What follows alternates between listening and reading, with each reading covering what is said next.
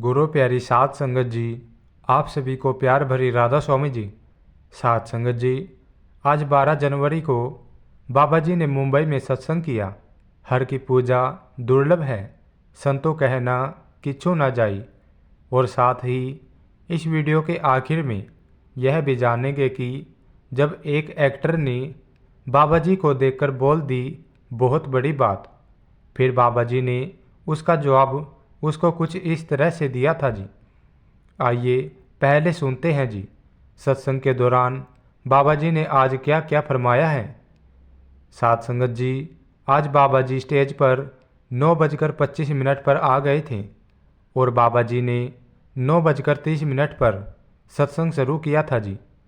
बाबा जी ने आज हर की पूजा दुर्लभ है, संतों की वाणी पर सत्संग किया, जो कि गुरु अमरदास जी की वाणी है। बाबा जी ने आज 1 घंटे तक सत्संग किया।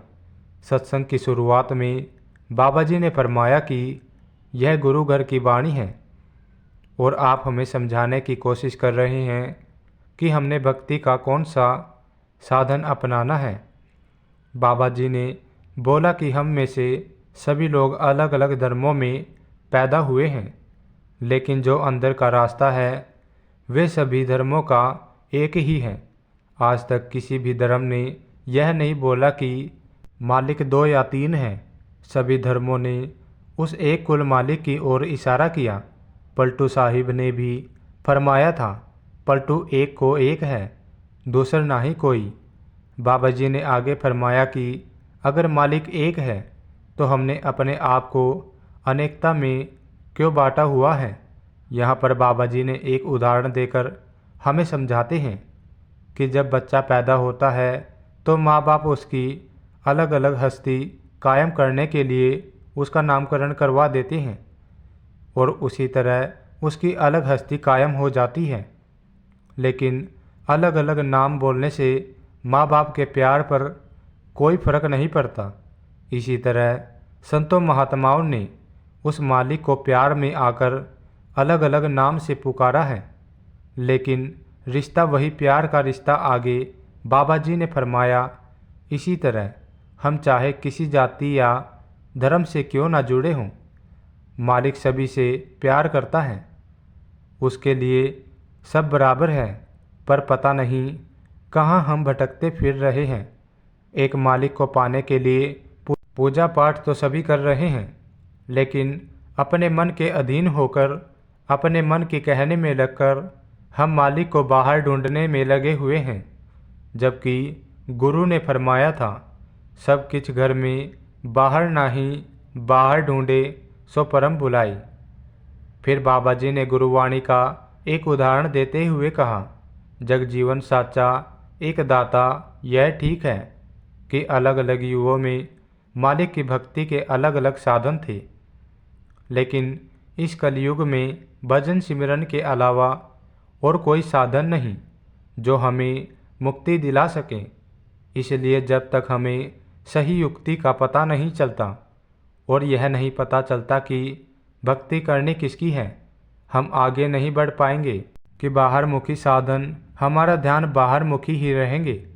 फिर बाबा जी ने आगे समझाया कि हमारी यह एक सोच है कि जब हम किसी रिश्तेदार के घर जाते हैं तो खाली हाथ ना जाते, इसलिए हम कोई ना कोई तोहफा या कोई खाने पीने की चीज़ें लेकर जाते हैं।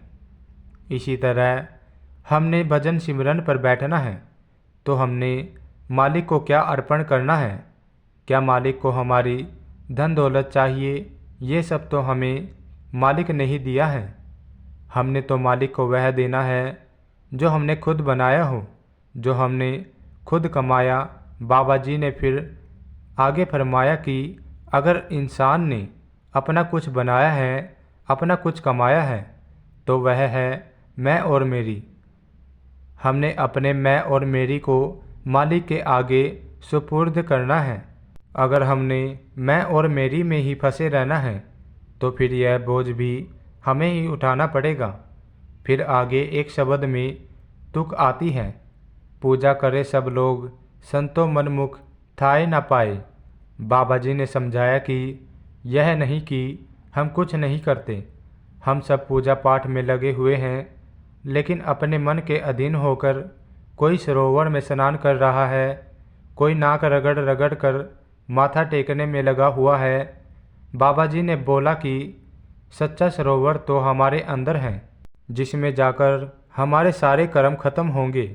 यह बाहर के सरोवर से हमारा कर्म अगर खत्म होते तो अलग अलग युगों में भक्ति के साधन अलग अलग थे, लेकिन इस कलयुग में ना तो किसी की इतनी उम्र है और ना ही इतनी शक्ति है कि उन साधनों को अपनाकर मुक्ति हासिल कर सकें।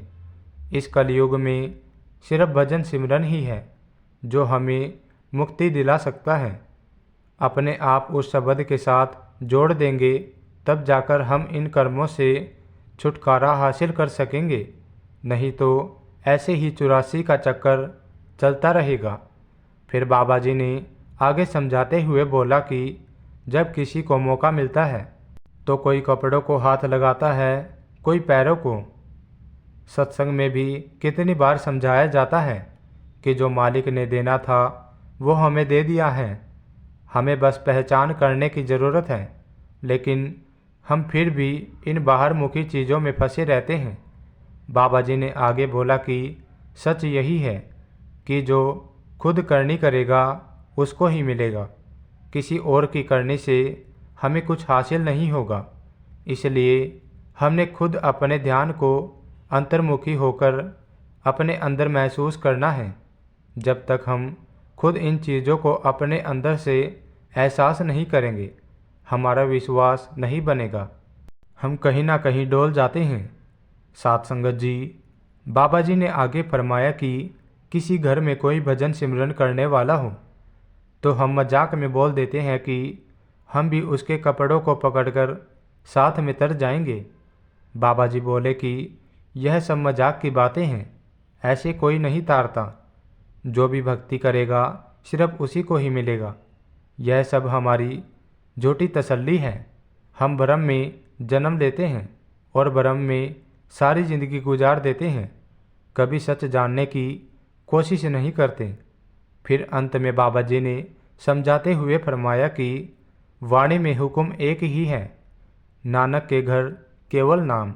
उस मालिक के घर हमें हमारे कुल को नहीं देखा जाएगा और ना ही हमारे धर्म देखे जाएंगे। वहाँ सिर्फ हमारी शब्द की कमाई देखी जाएगी और कोई भी चीज़ हमारे साथ नहीं जाएगी। इसलिए हमने अपने आप उस क्रिएटिव पावर के साथ जुड़ना है, तभी हम अपना मुकाम हासिल कर सकेंगे जी। साथ संगत जी, अंत में बस बाबा जी ने इतना ही कहा, ए मनुआ शून्य समाध लगाई, ज्योति ज्योति मिलाई। साथ संगत जी, आइए अब मैं आपको वो बात बताता हूँ जो एक एक्टर ने बाबा जी को ऐसा क्या बोल दिया, जिसका जवाब बाबा जी ने उस एक्टर को कुछ इस तरह दिया कि एक एक्टर बाबा जी की तारीफ किए बगैर ना रह सका। साथ संगत जी, संत सतगुरु केवल बाहरी सुंदरता से ही नहीं बल्कि अपनी आध्यात्मिक सुंदरता और दिव्यता से संसार का मार्गदर्शन करते हैं, क्योंकि उनके द्वारा कहा गया हर शब्द, हर कार्य और उनकी मौजूदगी में एक गहरा संदेश छिपा होता है। यह घटना मुंबई के एयरपोर्ट की है, जब बाबा जी वहाँ लैंड कर रहे थे। जैसा कि हम सभी जानते हैं, बाबा जी जहाँ भी जाते हैं उनकी उपस्थिति एक गरिमापूर्ण होती है। उनकी रूहानियत और सुंदरता ऐसी होती है कि हर कोई उनकी ओर खींचा चला आता है। उसी समय मशहूर अभिनेता अक्षय कुमार भी एयरपोर्ट पर मौजूद थे। उनकी नज़र जैसे ही बाबा जी पर पड़ी और वे एक पल के लिए हैरान रह गए, क्योंकि यह कोई साधारण अनुभव नहीं था। बाबा जी के चेहरे की सुंदरता और उनकी शांति ने अक्षय कुमार को अंदर तक छू लिया और अपने आप को रोक नहीं पाए। वे तुरंत बाबा जी के पास गए और बड़े ही आदर और सम्मान के साथ बोले, सरदार जी, आप बहुत सुंदर हैं। यह वाक्य अक्षय कुमार के दिल से निकला।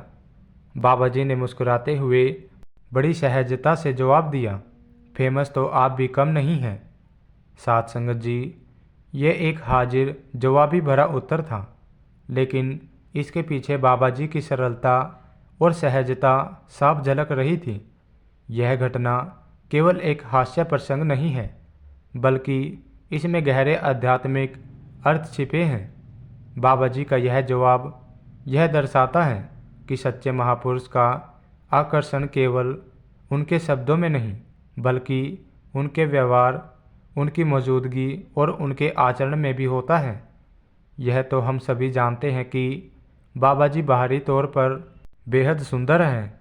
उनकी उपस्थिति में एक दिव्यता महसूस होती है जो किसी को भी आकर्षित कर सकती है, परंतु उनकी असली सुंदरता उनकी आत्मा में, उनके विचारों में और उनकी आध्यात्मिक शक्ति में, या यूँ कहे कि बाबा जी रूहानियत के बादशाह हैं।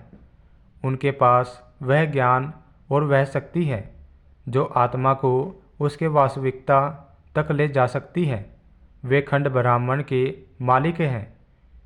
ये वह सच्चाई है जिसे कुछ लोग जीते जी यानी भजन सिमरन के जरिए पहचान पाते हैं, और कुछ को मृत्यु के समय इसका एहसास होता है।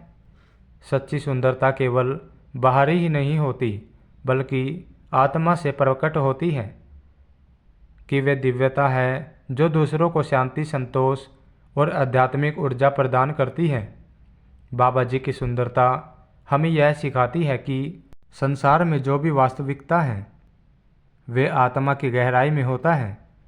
सच्चे संत और महापुरुषों का आकर्षण उनके विचारों, उनके शब्दों और उनके उपदेशों से कहीं अधिक उनकी उपस्थिति में होता है।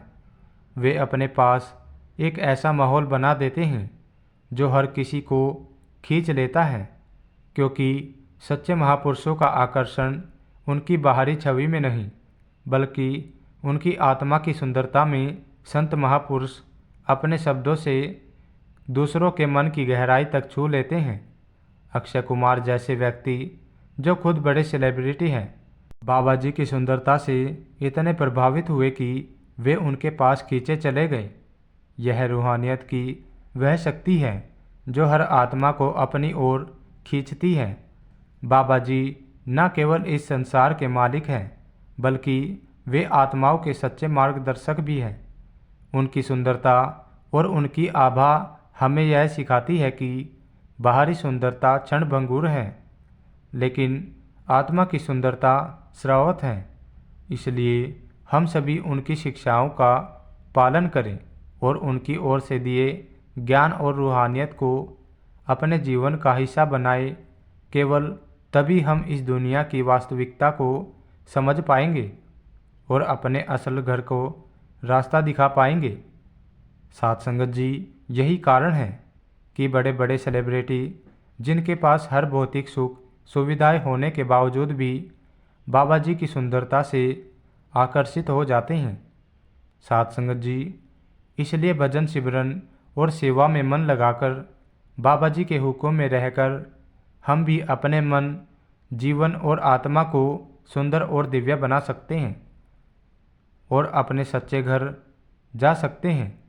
साथ संगत जी, इसी के साथ मैं आपसे विदा लेता हूँ।